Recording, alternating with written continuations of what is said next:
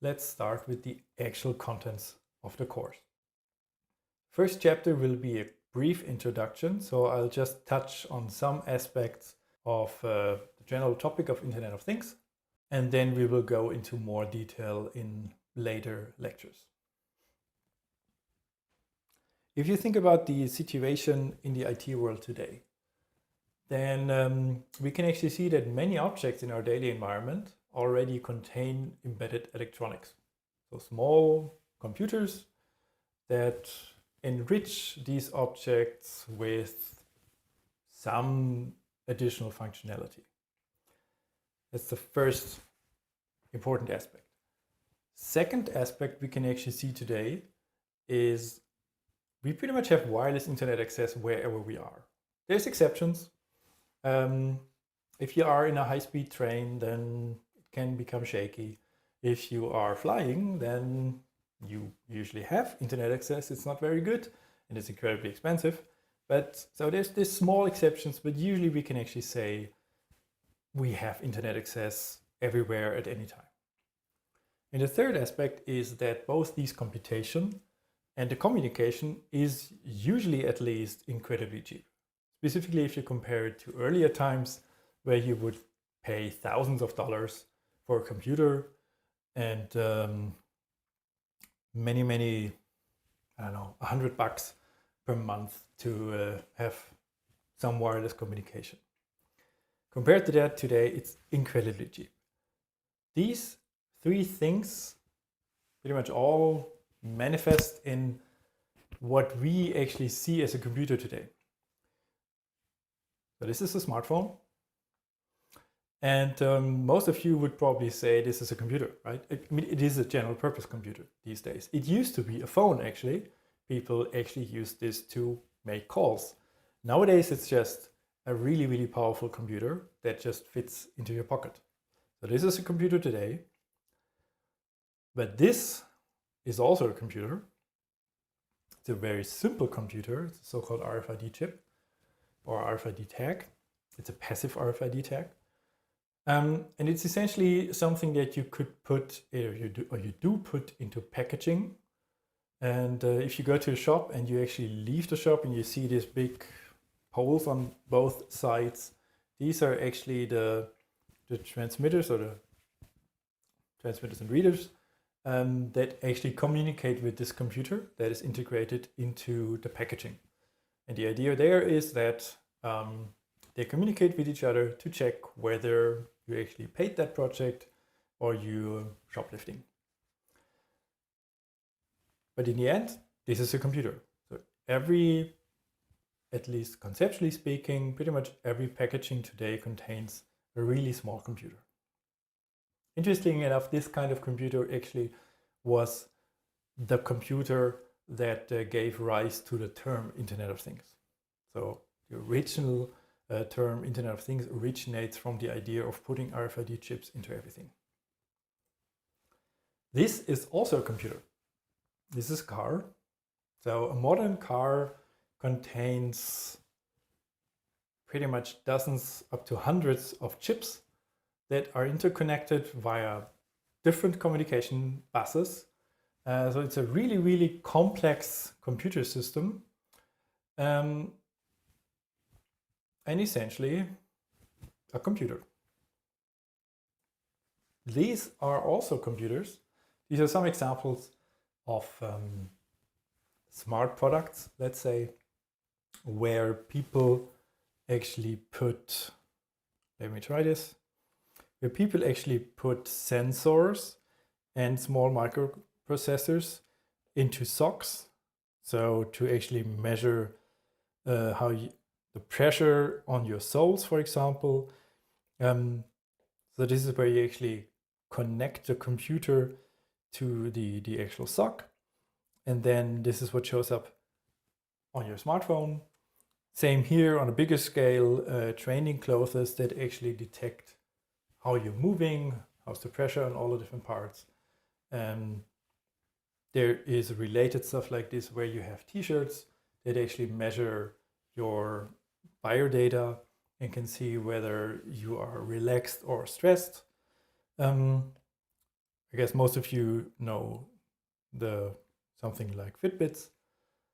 Or this is also an interesting example. The computer is not just the smartphone here, it's actually the suit. So there is a small computer in here. The idea of that product was to use that for payments. I don't think it actually was a huge success, but you can see that more and more computers actually move beyond our desks or even our hands into our clothing and become wearable and pretty much embedded into everyday objects all around us.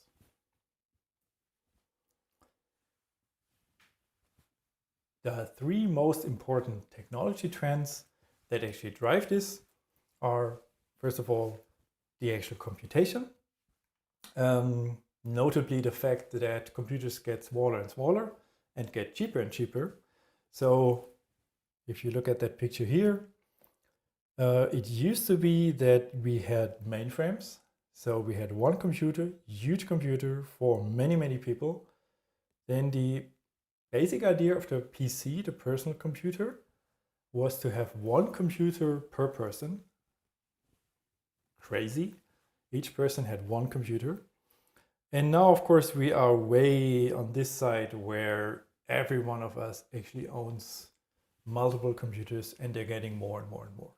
And that's, of course, only possible because they're getting smaller and smaller and smaller and they're getting cheaper and cheaper and cheaper. You don't want to put something that costs a couple of thousand euros into your washing machine if you don't have to. Second important technology trend that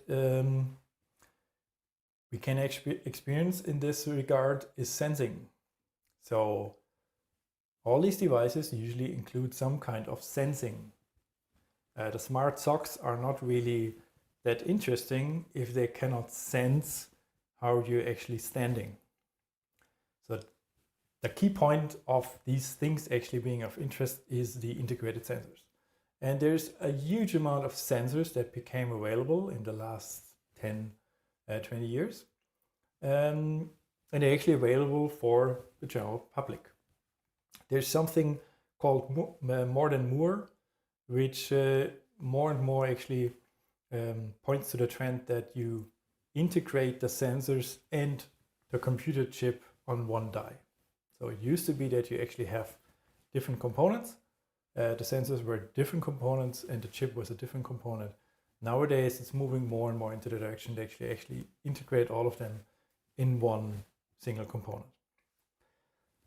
And the third important trend, of course, is wireless transmission. And interestingly enough, that actually means two different things. First is wireless communication. And there's a lot of different technologies around these days for fast, high-speed communication, for very energy efficient communication, for communication across many, many kilometers, for communication in the range of a couple of centimeters. So there's a huge zoo of technologies available these days that you can actually use to get the specific kind of communication that you require for your specific application. The second interesting trend is wireless energy transmission, because for many of these systems, energy is actually a big problem. If you integrate computers into everything, you need a way to actually charge them, or you make sure that they actually run on one battery load for, 10 years, depending on the lifetime of your product. You don't really want to recharge each piece of your clothing every day. So people are looking more and more into wireless energy transmission. Right now, mostly where you would transmit it over a couple of centimeters, maybe. For RFID chips, a meter, maybe 2 meters. There is research work that actually tries to do this over larger distances, but that's some time away.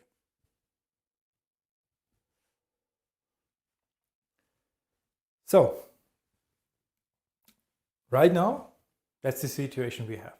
We have very cheap, very small computers. We have a lot of different communication technologies, very sophisticated, very powerful. We have a lot of sensors, also, I mean, very high quality sensors, really small, comparatively cheap, depends on what you want to sense. What's the next step? What do we do with this? And the answer, I think, is still, since a couple of years, but still the answer for what's coming next in this whole area is the so-called Internet of Things. Now, this being a university lecture, it's good practice to actually start whenever you talk about any topic with a definition. Unfortunately, it's not that easy for the Internet of Things. There's a couple of definitions around. They actually try to define the term. None of them is really good. This is one of the most, well, one of the better ones that is also somewhat known. The ITU, the International Telecommunication Unit, defined in 2012 the Internet of Things as a global infrastructure for the information society, enabling advanced services by interconnecting physical and virtual things based on existing and evolving interoperable information and communication technologies. Wow. Any questions? It's all clear, right? So, what are the important parts of this incredibly generic definition? First important part of the definition is the Internet of Things is a global infrastructure. It's an infrastructure and it's something global. So it's nothing that you actually install in your house or even in your city. It's something that is supposed to be a global thing, just like the internet. Second important thing in my mind is this part here. The Internet of Things is about interconnecting things. So we have an interconnection, communication, cooperation, and we have this between things. The definition also includes here physical and virtual things. It's not really that interesting for us here for now. For now, we can, I guess, imagine a thing being a physical object that is enhanced by a computer. And the third part that is interesting or important about this definition is that we have interoperable information and communication technologies that are used to actually interconnect these things. And as much as possible, these should be existing technologies.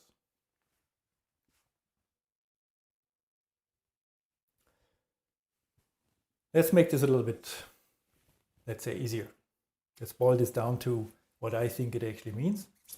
Very briefly, the Internet of Things is all about everyday objects that become smart by integrating computer chips. These chips include, of course, small CPUs. They also contain sensors and sometimes actuators. So they can sense their environment and they might be able to influence their environment. That's the first part. So everything is a computer. And the second part about the Internet of Things is all these computers are not in isolation. Instead, all of them are connected to the internet. That's pretty much the idea, I think, behind the Internet of Things. Now, as I was saying, a thing for us right now is we can imagine such an IoT thing as a physical object that is augmented with some embedded electronics. And there's different classes to that. There's different kinds of these things. The most basic one of them is, for example, something that includes a passive RFID tag. That is what we call an identifiable object. there are the identifiable objects essentially just allow you to do exactly that. You can identify an object. So if you have a physical object, the computer system can actually identify that this object is present in a specific environment. That's what you can do with this kind of object. And that is, as I was saying before, that is where the term Internet of Things actually originates from. Afterwards, in the years after, these things became more advanced. So nowadays we would actually identify an IoT thing more like a physical object that includes an embedded microcontroller and some sensors. So you can do much more. You can do more than just identify the object. You can actually sense the environment. You can actually communicate with this thing and get some kind of smartness into the objects. Some people even include mobile devices like smartphones into these IoT things. You can do that. It doesn't really change the overall system. From my point of view, it's a little bit difficult because mobile devices these days, specifically smartphones, are so powerful that I would say they're more like general purpose computers, and they're not an interesting class of things in the Internet of Things. So essentially the thing that the aspect that I want to actually use to say for us, this is what we call an Internet of Thing, or an internet connected thing, is that we have a physical object that already exists, independent of any embedded electronics, and then we add some electronics. Either a really, really simple one, like an RFID tag, then we get an identifiable object, or a more sophisticated one, like a microcontroller, then we have a more powerful, advanced IoT thing.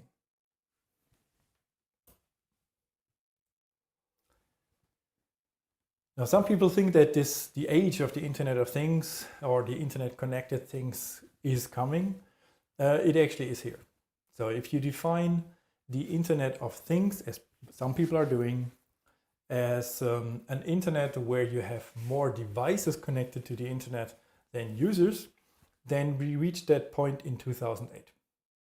So in this graphic, you see this is time progressing. In 2003, this yellow part here, orange part here, this is the number of users in the internet, and the blue part is the number of devices in the internet. And roughly by 2008, that actually switched. The number of devices became larger than the number of users in the internet. And that has been going on ever since. So the original projected number of devices in 2020, so by now, we actually should have 50 billion devices. We didn't reach that. We're quite some billion devices short of that. But you can still see that the general trend is that we get more and more and more devices because more and more objects actually get embedded electronics and get connected to the internet. The basic architecture of the IoT is you have, depending on how you define it, 3 or 4 parts. In the center of it all, you have the internet. So the normal internet, classical internet, may be enhanced a little bit with modern technology to actually be able to have so many communication partners in parallel, but pretty much the normal internet, the global internet, that's the heart of IoT systems.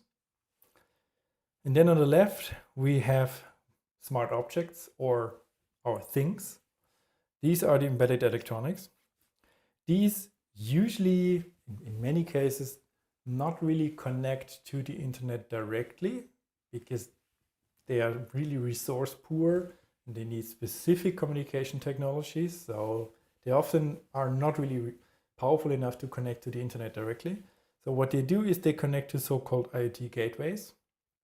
That can be some kind of smart boxes at home, or it can also, very often it's a smartphone.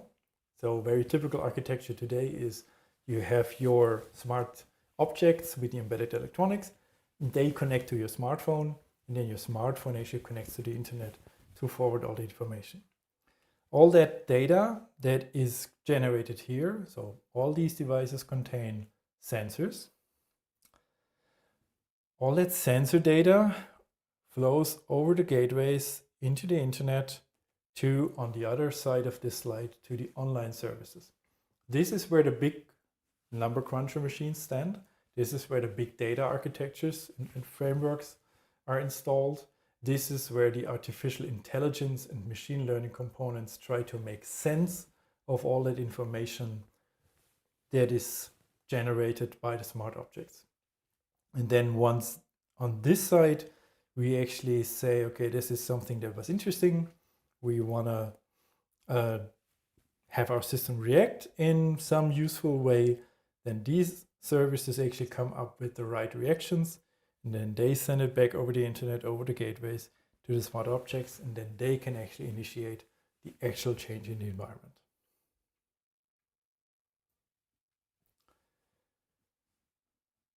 Now, people are still trying to figure out what exactly having a system like this available all over the world in pretty much every object actually means. And these are some ideas of some aspects of what the Internet of Things might actually enable.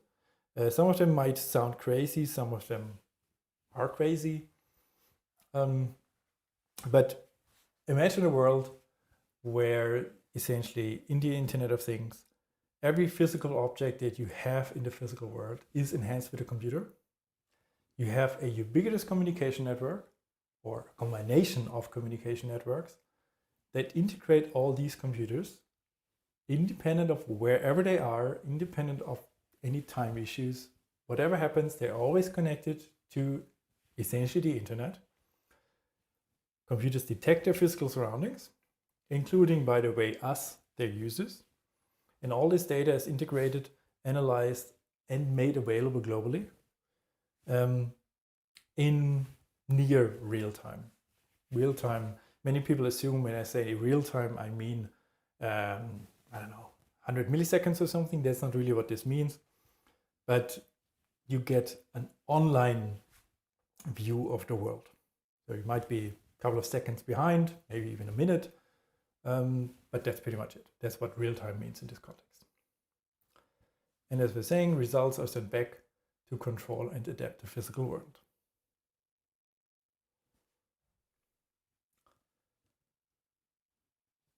The result of this is what people nowadays often call the digital twin. So when we imagine all this data coming to the online services, and the online services using machine learning to actually make sense of that data, we need some way of actually accessing that data, working with it, and representing that data. That's the idea of the digital twin. So the digital twin is essentially a global digital representation of our world. It's like Google Maps, but live. So you can't just, you not only can look at a specific area in the world, you actually see the state of that area, including people walking around, live. So any change in the physical world is reflected in the digital twin immediately. We also have prediction. So we have some machine learning algorithms that are able to, from that data, first of all, detect interesting patterns, but also predict future situations. And the third aspect of digital twins is they are interactive. So whenever you change something in the digital twin, that change is sent back immediately to the physical world, and then the physical world is adapted in a way such that it actually fits the state in the digital twin. So essentially you have these two different components, the real world and the digital twin representing the real world. And whenever something changes in one of these two sides, then you automatically adapt the other part such that they're the same again. And the prediction allows you to do stuff like, for example, coming back to our Google map, you can't just look at what's the state at a specific highway right now, but you can actually, for example, have a slider, and then you can say what will be the state at this highway in 2 days in the morning. Will there be a traffic jam, and so on and so forth. That's the actual idea of something like the digital twin. Let me check 1 second if there's any questions that I should answer. Wonderful. Audio quality is good. It's good to hear. And yeah, Moodle. I apologize for the Moodle situation. It's shaky. I hope it will be better next time. But fortunately, we don't really need Moodle to actually do the stream. You just needed to get the link. Which, by the way, means that in the future, we try and post the link, of course, sometime before. So it's probably a good idea to take that out so you don't actually have to access Moodle right when the next lecture will be starting.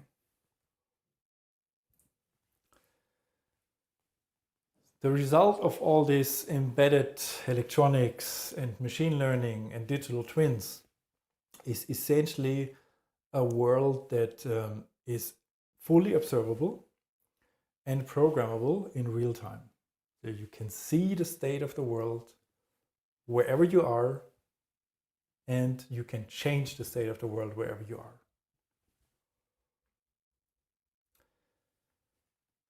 An early example where we see this happening today is home automation. This is what many people these days actually mean when they say IoT. So if you look into the media and they talk about IoT, home automation is what they usually are talking about. That's because this is a technology that is pretty well established. So everything is in place. It's not really all over the world. But we can actually use it. We see it happening, and it's working pretty well. So this is a relatively simple example for the IoT. Another example is specifically in Germany here, where we have a long tradition of building machines, is what we call Industry 4.0. The idea of this is that you have production machines or production units, flexible production units, and you group them, and they're pretty much autonomous. So you have these different cells with the different production units, and then you have products. And the products actually are moved to a new production unit, and then they start negotiating with the machine how the machine should actually work on the product to create the end product. The idea or the goal of all this is actually to get to a system where you get pretty much unique products. Every one of us can order his or her own unique, specific, tailored product, but the price should be the same that we get today with mass production. So that's the vision. And the second part is, once that smart product, so also the product of course has some electronics included, so you can do the negotiation. But then when you actually sell that product and it's with your user, it actually doesn't stop sending back information, it continues sending back information. And so you as the manufacturer can actually get information about how people are using your product over the full product lifecycle. That can be very useful if you want to optimize your product and you want to see, okay, this is the way people are using the product. We didn't really expect this. This is probably why it keeps breaking. Let's change the design to make it a better product for our users. The Internet of Things is one of the central aspects of this whole vision.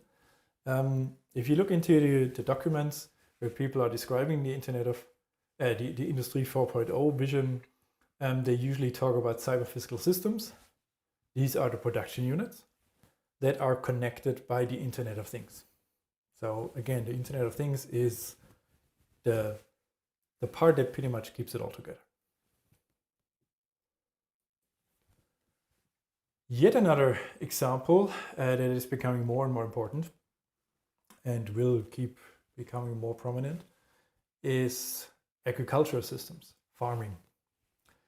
The vision here is to increase the yield from your farm without increasing the amount of actually CO2 or whatever other environmental impact you have. Ideally to actually reduce the environmental impact and still get an increased yield from your farm. Some ideas here in the Internet of Things are, for example, you have some survey drones, they fly over the field and they can actually see whether the soil is maybe too dry, or maybe your corn has some sickness. And then you can actually use that information to, for example, communicate it to agricultural robots that actually tend to the crops. So using that information from the survey drones, they know where to go and where they actually need to use fertilizer, where they should weed some weeds, and so on and so forth. Same is true for smart tractors. Sorry. So right now, with GPS, you can actually have self-driving tractors that pretty much do the work on their own, somewhat. And that allows you to actually do your work much more efficiently, and for example also do some optimized route planning, and so you can actually save fuel costs and so on and so forth. There's even ideas like having your stock, your cows for example, your livestock, embedded with sensors to monitor their health and their well-being. So if the cow is sick, it will send you an SMS and you can actually tend to the animal. So that's essentially the idea behind this future smart farms. I'm getting tired. Okay, some quick words about the business impact of the IoT. So of course, one of the reasons people are so interested in that whole thing is because everybody is expecting to make a lot of money. There is large multicultural companies that actually change their whole structure. So they adapt the whole organization to better adapt to what they think will be the impact of the IoT. Now, the part everyone agrees on is that everybody hopes there will be a lot of money to make. Predictions range from around $3 to $6 trillion per year to 32 trillion total worth of the whole IoT infrastructure or IoT systems. No one knows so far whether we will actually reach these numbers. So this is marketing. Be aware, it's a cool thing, and I think it will change the world. But so far, all these numbers are just wishful thinking. Today, status today, essentially is we have billions of IoT devices that are already connected, but we don't really have a single integrated system. So we have many smaller disjoint systems. In fact, every manufacturer is pretty much trying to force you into their own small system. At some point, they all use the internet, of course. So in that sense, it is a global Internet of Things. But the devices, the things from different manufacturers, different providers actually don't really work together. Instead, for each individual provider, they will connect to different servers in the internet. And so we're wasting, to an extent, we're still wasting the full potential because we're not integrating all the information from all the things. We're restricting ourselves to a small number, relatively small number of all the things that this one company is selling, for example. And the same is true for, there's also big platforms from the big IT players that try to provide generic platforms for IoT devices. But they're still competing with each other, not really working together. So even there we have multiple parallel installations that don't really work well together. Now, as I was saying, everybody hopes that this will be, financially speaking, a huge game changer.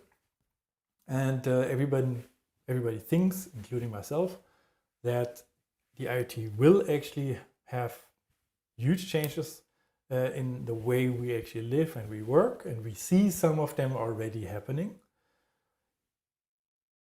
But no one really understands how to make massive amounts of money from the IoT today. So if you wanna do a startup and you have a great idea for actually really making money out of the IoT, I think this is still a good time for you. But be aware that the other part that no one really understands, I would say today, is the risk. So it's not just the potential that we don't really get fully, it's also the risks that are involved. Because just imagine for a second, you have this global system that essentially allows you to see and watch and observe everything all over the world. But you can even change everything, you can manipulate the world. That is a dream come true for any hacker or anyone who wants to use this in a criminal way. So there's quite some risks here for privacy, but also for safety. My main example always is just imagine ransomware in the IoT. Imagine you go on the Autobahn and you're driving real fast, and then suddenly there's some ransomware that tells you, if you want to use your brakes again, please pay money to this and that account. I think this will be also a big market. So security, safety, privacy are huge issues here. They're very important issues. And fortunately, they're also really, really complex and complicated issues. So I think we would actually need our own course for them. So we will not really talk about them too much in this course. Just be aware, I realize that they're really, really important. It's by choice that we're actually omitting them. It's unfortunate, but I think that's the best we can do with the time we have. So what are a couple of things that we think will become possible with something like the IoT? And we can quickly go through them. First one, never forgetting anything you see or hear forever. Is this something that will become possible with the IoT? Yes. In fact, this is something that people started talking about, I think, the 50s. Nowadays, memory is really, really cheap. I mean, it was cheaper before, but still we can get huge amounts of memory for really, really not much money.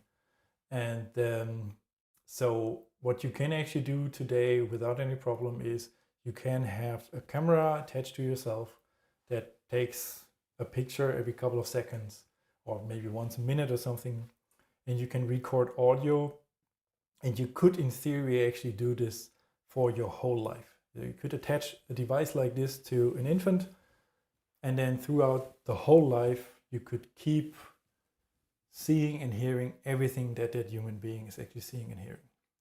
That's doable. The problematic part is still how to access this information, how to make sense out of it. It's so much information that querying it is actually still tricky. So recording it isn't really the problem. Using it is still. Second point, knowing what someone feels. That's something where it's essentially a sensor thing. And we are actually making progress there. There's a whole area in research that is looking into how to actually measure from sensors and from, for example, from the electricity or from your skin, essentially. If you're stressed or if you're feeling happy, there's AIs that try to identify via image recognition whether you feel good or you're depressed. There are multiple automotive companies that actually try to use this in their cars to detect, for example, that you're getting sleepy, and then they're trying to wake you up, or to essentially eventually force you to just stop driving. And there's even people in cars that actually try and to change the mood. So if you are in a traffic jam and you become really, really depressed and frustrated, then they're trying to change the environmental situation in the car to make you feel better. So that's something we're actually quite close to that. Next one, knowing who has touched an object you have just acquired. Think about it. What do you need to do that? Essentially, you need to be able to identify who has touched an object, and then all you need is enough storage to keep that information. Storage isn't really a problem, as I was saying, so that's not really an issue. How to identify someone who touched an object? There's different possibilities. For now, you would, for example, maybe go for some image recognition system. I think more interesting in the long run would be some communication. So there's systems that actually try and use the human body as a communication channel. So if you wear multiple devices on your body, then they communicate with each other not wirelessly, but through your body. And if you have a system like this, then you could use it very easily to just identify someone.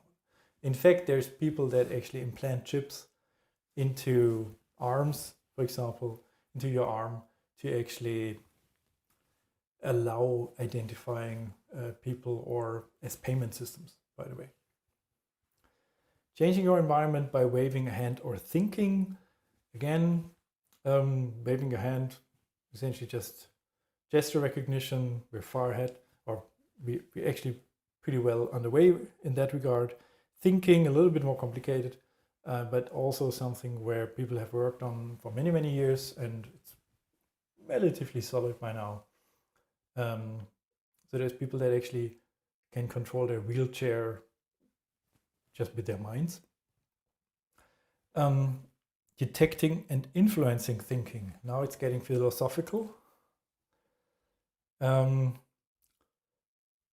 course, that is something, detecting thinking. That's pretty much putting sensors near our brains. And influencing thinking, there's a lot of possibilities. I don't want to go into detail. I think we're further along that road than most people think. Predicting the future. That's a fun part, because when you say predicting the future, most people assume that that what I'm talking about is I can actually tell you what's happening to an individual person in a day or in a week or something. It's usually not what this means. Predicting the near future is actually relatively easy in many cases. Just think about it.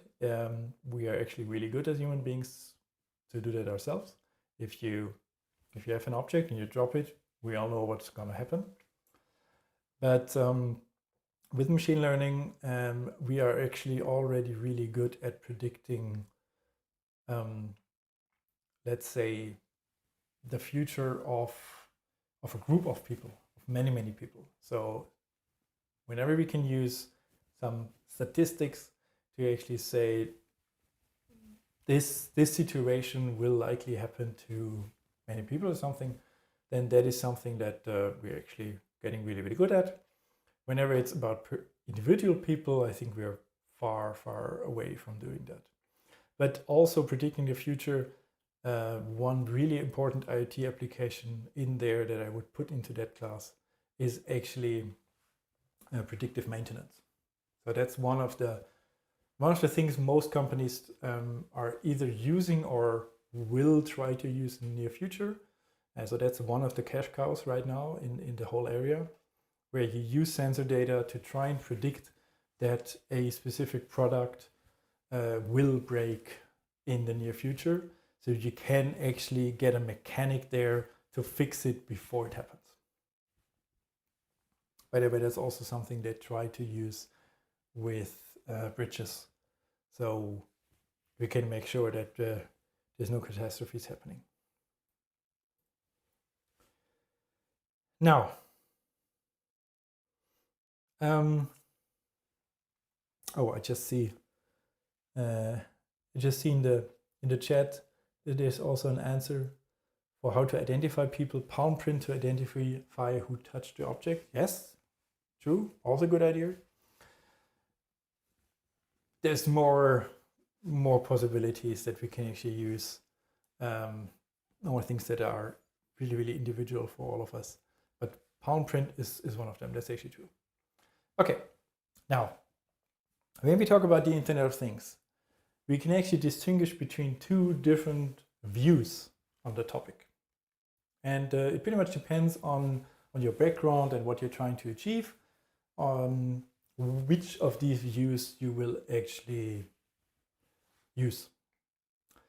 The first view is we view the IoT as a collection of connected things.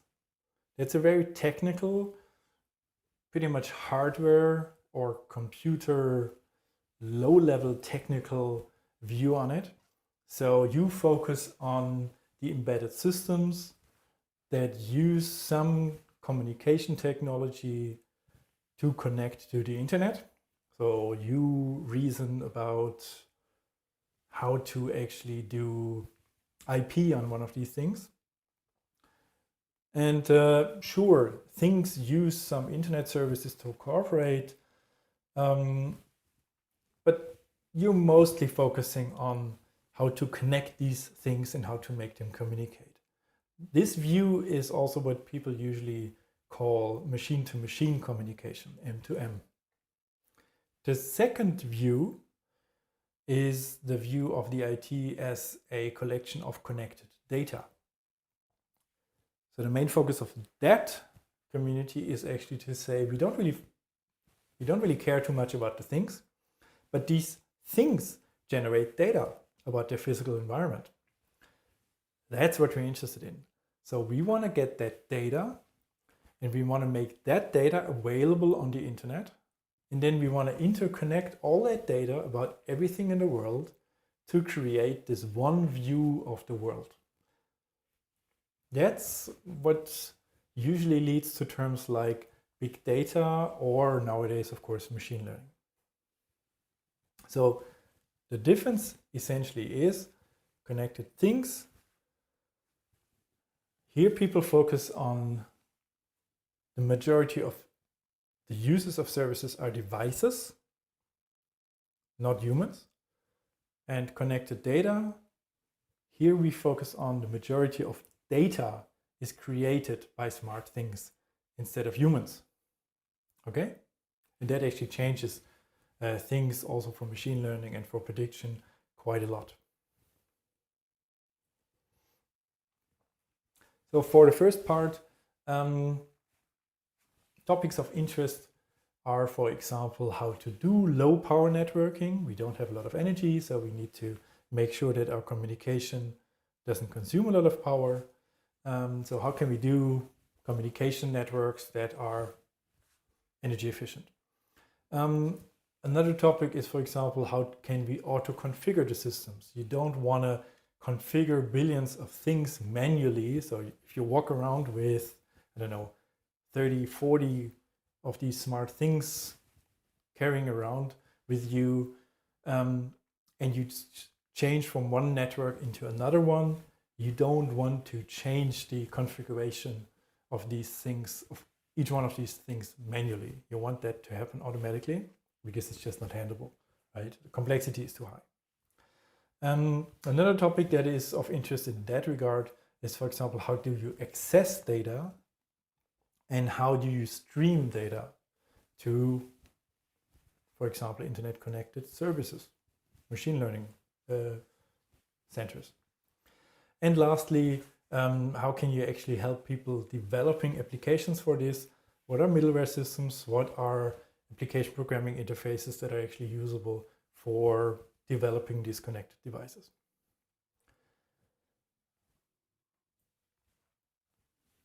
Topics of interest for the other part, for connected data, is, well, we focus on data.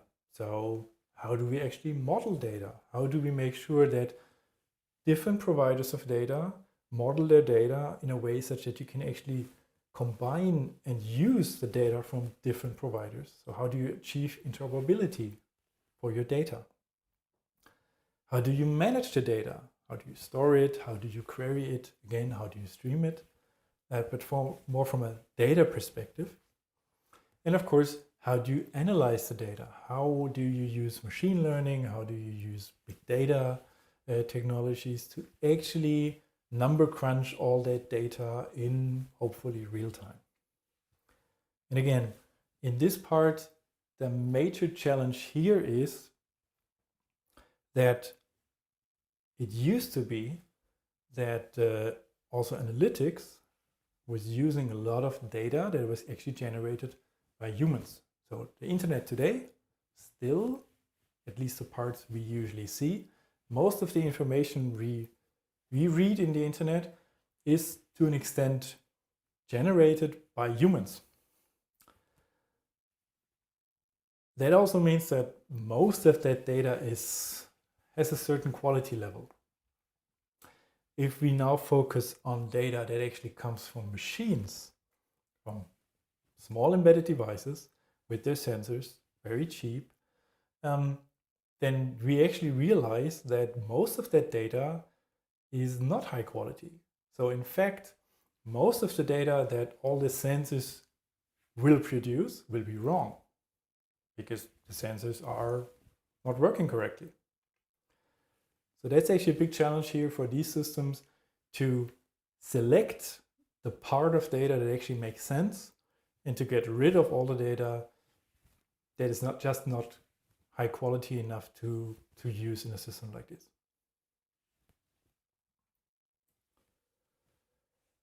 So we are early. To conclude today's lecture, the main topic of this course will be, we will talk about the IoT from both these perspectives. So we will start with the perspective of connected devices, meaning we will mainly talk about networking technologies, how to actually connect these small things to the internet. And we will talk about different technologies on different layers and how to do that. And then we will talk about some more data-oriented technologies, including what are ways to model data, what are ways to access data. And to bring both of them together, our third part, or third perspective, which in fact we will actually start with. So in the next lecture, we will actually start with the third aspect, which is IoT systems. So what's the architecture of these systems? What are parts that we actually need in systems to be able to connect all these devices, to manage all the data, and to pump it to machine learning algorithms that can make sense of it.